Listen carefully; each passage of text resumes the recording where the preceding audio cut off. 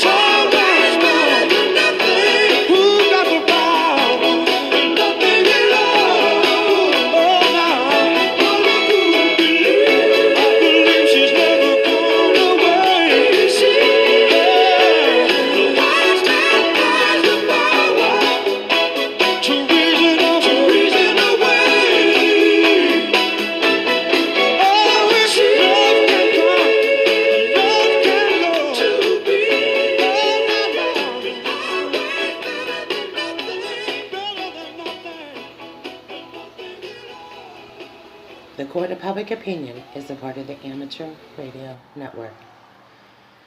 Thank you for listening to the Court of Public Opinion. Over the last couple months, I've had to evaluate and reevaluate how we do a broadcast, and it's changing over time. And as I distance myself, it's better for me to make a better evaluation over things I see, whether it's on the internet, cable news, alternative media, or in everyday life. There is a world of people with views and opinions, and that's kind of the traps we ended up in. And I'd like to base our decisions on principles. There's a lot of personalities out there. There's a lot of people with a popular following in a large channel. We're not that, okay? We're not some large channel with a lot of money. Just a simple person here trying to give people a fair place to offer maybe answers maybe that we might not be able to have if we didn't have somebody to turn to. And oftentimes people turn to people who are fair and give people an opportunity to speak their mind. Carefully and cautiously, I like to give everyone an opportunity within reason, upon further evaluation of a topic, to be here to maybe share something that had happened to them. In a world where there's a lot of views and opinions, I'd like to not lean on so much that as more experience.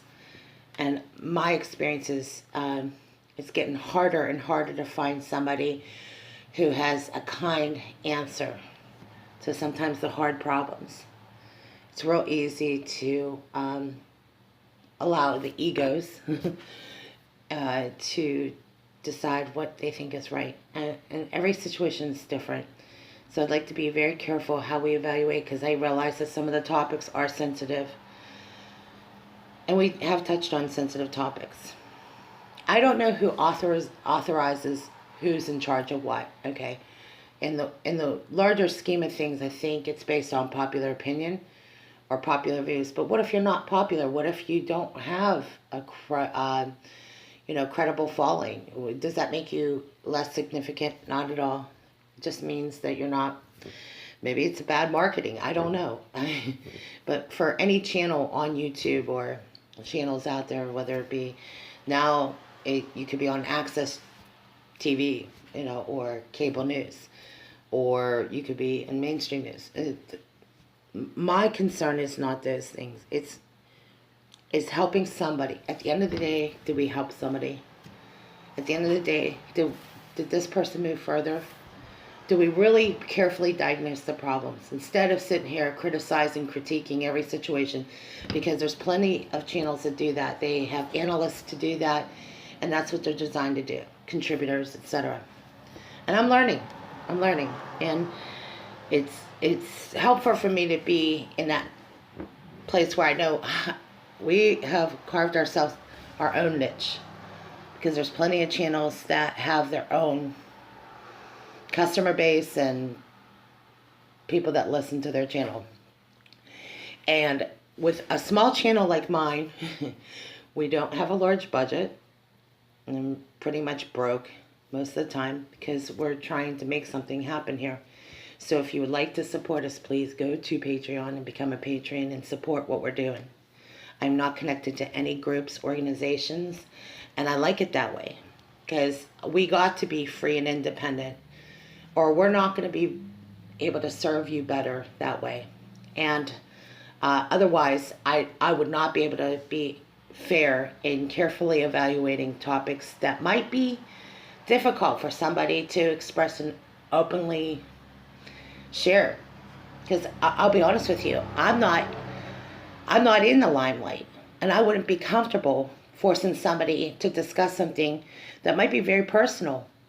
And there are a lot of people with different backgrounds, experiences, so to judge based on that, I mean, we don't always know who might be in our audience, and a lot of people base a lot of things on popularity nowadays, and whether, you have a lot of close friends. Maybe you don't. Maybe that's no fault of your own either, okay?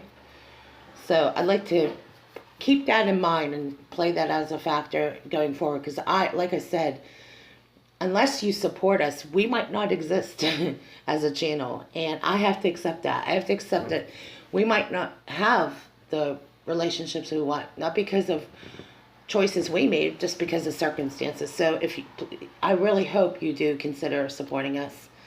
And I want to be able to offer this as something separate and different from any other channel you'll see on YouTube. Meaning that there are people that do, cosmetic channels. That's great. If you're into cosmetics, that's what you do.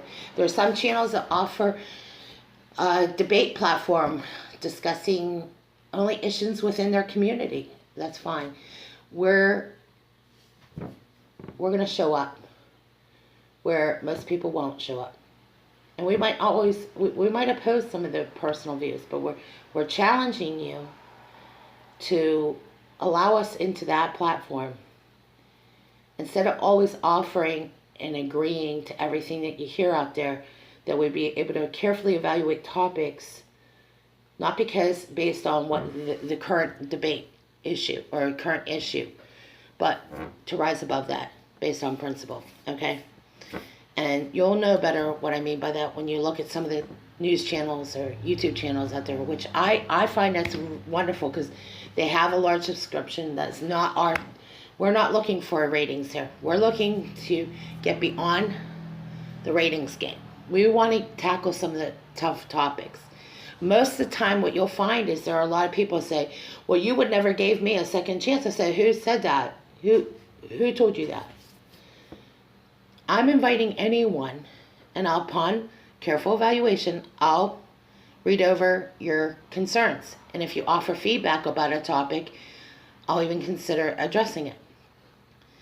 But I have to evaluate, okay? Because one thing I can honestly say, I'll give anyone the benefit of the doubt. If you offer a good explanation for your counter debate, okay? You don't have to agree with me on politics, religion, on personal. You don't have to agree with me at all. In fact, I wouldn't mind if you would come in with it, maybe an alternative view. I often hear that people say Christians are judgmental and fearful and argumentative, and maybe there are some people that felt that way. I want you to know that the reason we lay this out is based on principle. Not based on what somebody thinks of you, not based on whether you're more credible than the next person. I just want to hear your views, okay?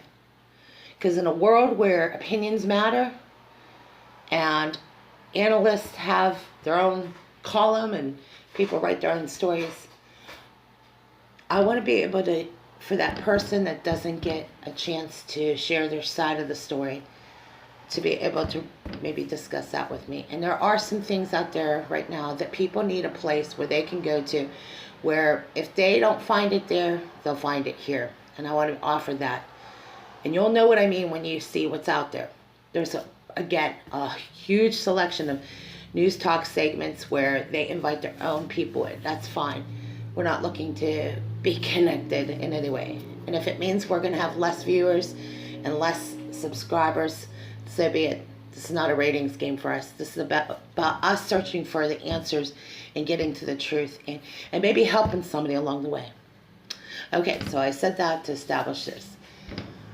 The topic here at the Court of Public Opinion, again, this is different from any time I've ever done this before, but I'm going to try it out. What is freedom? Is freedom free of the views and opinions? Is it freedom is expressing yourself without judgment or unfair criticism? Liberation. Is freedom and liberation more about being able to express yourselves without being controlled? I'd say that there's some points to that. I think that a lot of people make the point that you want to be liberated. A lot of times what you hear about somebody that is coming out, it's liberating. They don't have to live a lie. Actually, I think that's very true. It's very liberating to not live a lie. Sometimes even at the expense of telling the truth, you recognize it's still liberating. I'd say that in relationships, if you're not completely honest, you feel controlled by that. And until that situation's tackled, you're not fully liberated. Most of the times, a lot of our debates and arguments, we find out that a lot of things we're upset about weren't even true. A lot of things we got angry at somebody about weren't even true. It was because we were controlled and fear takes over and things like that. And I hear different views about, and I want to be fair here because I know that would be dishonest if we're not listening to both views. The topic, love trumps hate. I'd say there are two sides to this, a couple sides to this actually, when they say love trumps hate. Love is being free to express yourself. Fear of retaliation. And I'd say some people who believe in this label, love trumps hate, feel that they're being labeled unfairly. Overall, in a large group, it's what you find as opposition. So let's look at the Trump version of it. Love trumps hate. Some people believe, who support President Trump, believes that President Trump is acting in all fairness overall. He might not be specifically supporting one group over another, but overall, he cares about the American people, and his view of loving your country means protecting it, even if you disagree with him. So some people on the pro-Trump supporters believe by getting a problem under control is the best way to serve the people. Meaning, if there is a problem that's so out of control that has to be dealt with at an international level, that's more loving the country in the long run than it is to placate or cater to one group over another. And I think it's actually an interesting topic, because if you look at it, if you placate to one group, then you have to placate to another, and it doesn't always work out. We're going to be sitting here holding hands with a lot of people, and it doesn't always work like that, especially when you look in terms of men and women relationships. Men are more less, on some cases, more logical, where women are more emotional. And now you have all these different gender issues in between, okay? Where people can identify themselves with one gender or another. I believe there lies some concerns. If we could keep it just generally in a men and women category, and then of course you'll have the gender issue, somebody that leans more on the feminine side or someone that leans to the male side. I think it can make it a lot easier. I think the chief complaint is we like to simplify things instead of overcomplicating problems, because if you look at what's going on in the world stage, it's real easy to overcomplicate a problem real quickly, especially because you have different people from different countries. And regarding right now at the G20 summit in Poland, Warsaw, you could see that you could run into some problems. But one common theme you notice is that people overall support the freedom of the people. And I find that this whole topic about what is freedom, some people define it differently. So again, I really think the overall concern is, are people more free? Are you enslaved by situations around you? Are you enslaved? And how do we change the direction and what that is for us? To me, it could come down to just having a simple talk with somebody that you care about. Maybe there's some things you haven't discussed. Maybe you haven't even tackled the issue. Maybe you're so afraid that the problem got so out of control that you don't know where to start. But you got to start somewhere. So that's why I want to open up this platform, so that you can discuss maybe something you're not used to talking about. Maybe the other platforms don't cover it. I'd like to think that we can carve ourselves a niche here, because I've looked at other news channels on YouTube, because that's the platform in which we're on. And I have to look at who we're competing with at what time slot and what's going on. And I see a large group of people going to certain channels. You'll know who those channels are if you just look around on YouTube. Who has the largest subscribers, if they're on live radio, or what they're discussing, or what the type of guest they have on. We're not here to compete, because obviously we're a small channel, but we do want to carve ourselves a niche. We can't be duplicating what other people do. We could take maybe suggestions, options, offers, and views and opinions, but I can't duplicate sometimes what other channels can provide. But what we can do, what I hope to do, is offer a place where people can maybe have a place where they can discuss things that they normally don't think they could. And, a lot of times what I hear is that people say, well, Christians aren't fair. They don't give us an opportunity. I often say that there's maybe something to that. Maybe there are people that you find that you will not be able to have a place where you can offer a different view. I hope that we can be able to offer that, depending, not based on religious views, but just being as a human being talking to another human being, okay? I would hope that we're fair and give each of those people an opportunity to discuss something that they typically wouldn't be able to. And I hope that's what the Court of Public Opinion can provide. And if you support us, we can continue doing this program, because every day as I sign off, it might be our last show. So I have to consider that. I want to go down the road of public radio. That's the goal here at the Court of Public Opinion. I want to be able to have people that take in consideration the time and work that is involved when we carefully evaluate topics. I might not be able to broadcast on topics I'm not familiar with. So I lean on the feedback from the listeners in the audience.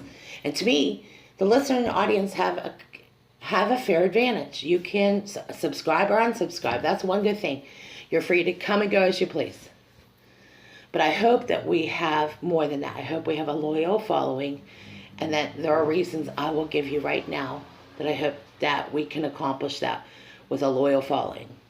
That we offer consistent, fair place where people can discuss views.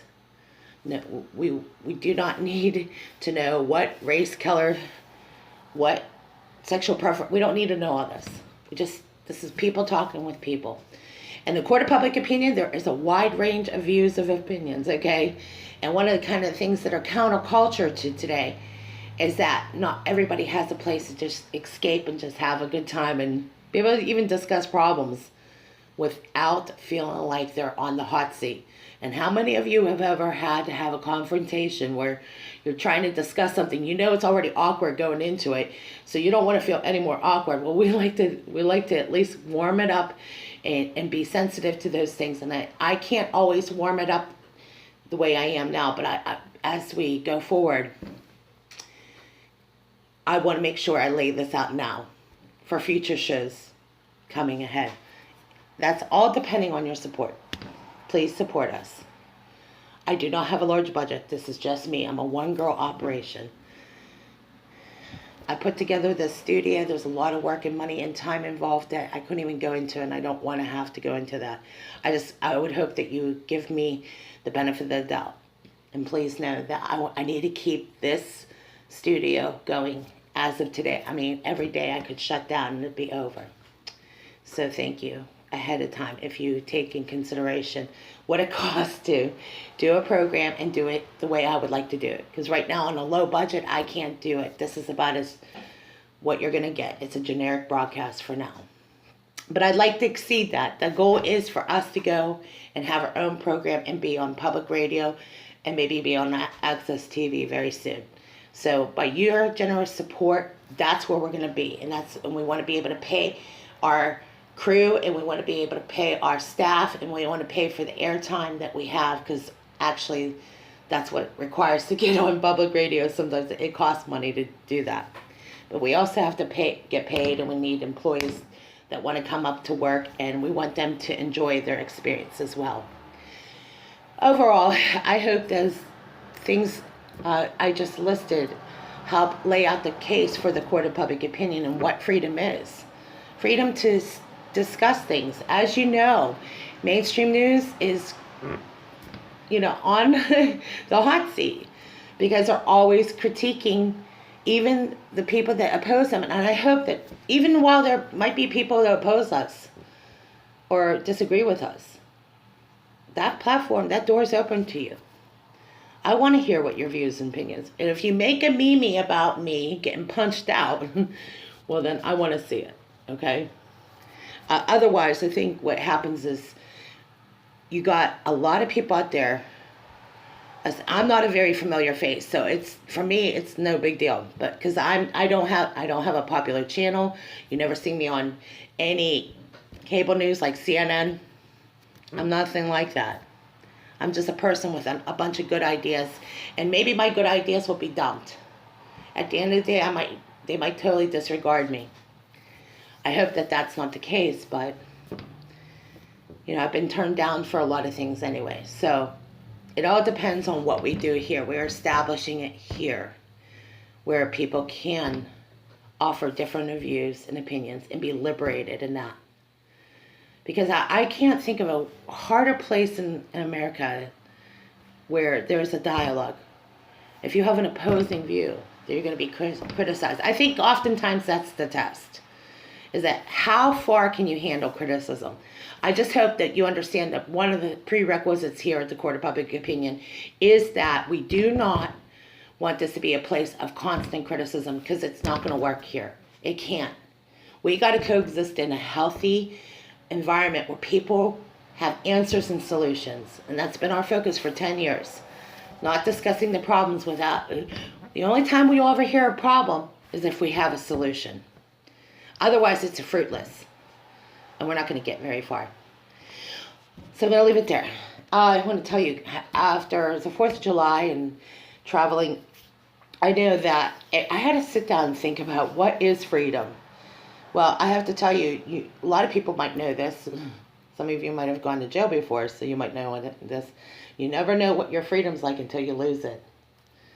So a lot of the topics that we're going to discuss here over the weekend are going to be based on topics like that, freedom. When was the last time some of you, if you're, 18 and younger, maybe you were, grounded. Maybe you lost your privileges to your cell phone. You know what it's like when you lose your privileges, you start to appreciate it. So, again, this is a mixed crowd. We might have people that are under 18 listening to this, or over 18, what it's like to lose privileges. You can't truly appreciate your freedoms until you lose some of your privileges. And we hope that we can evaluate topics like this. So I hope that you subscribe, and I hope that you support us and our goals to get on Access TV and public radio. And by doing so, you are a part of something I hope is cutting edge. But by today's standards, public radio is not cutting edge, but for us it is. So if you go to Patreon and support us there, we also have a PayPal account. And if you'd like to support us there, I'll put the information below in the description box. And we'll wrap it up here for the Court of Public Opinion. Thank you for taking the time to listen to our broadcast and our channel. We'll be wrapping it up here at the Court of Public Opinion. We'll list that information below. The Court of Public Opinion is a part of the Amateur Radio Network.